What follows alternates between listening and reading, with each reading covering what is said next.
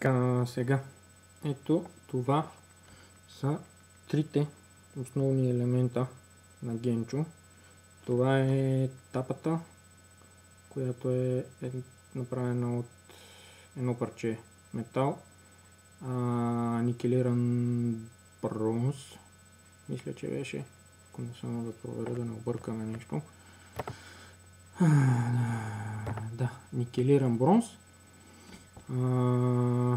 Танка, който представлява една прозрачна пластмасова туба, цилиндър. И най-важният и най-сложен елемент от Gencho, това е частта, която съединява всички елементи. Връзка 510, която служи за закачане на най-масовите, най-често използвани модове. По този начин има един O-ring,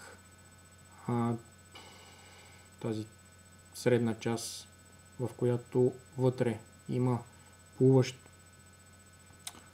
пин за плюса, който е една част от тук. Тук горе имаме една малко винче с плюс, за плюса. Вътре е една част, която излиза ето тук. Позволява да се нагласява връзката с пина на съответната електронна цигара, която ще се използва.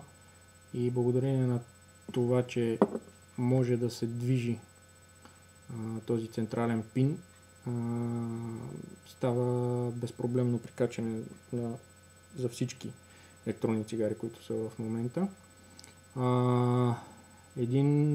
Едно уплътнение O-ring, второ и трето уплътнение. В горната част имаме малко фокус. Няма да стане така. Отвора за меш или фитил.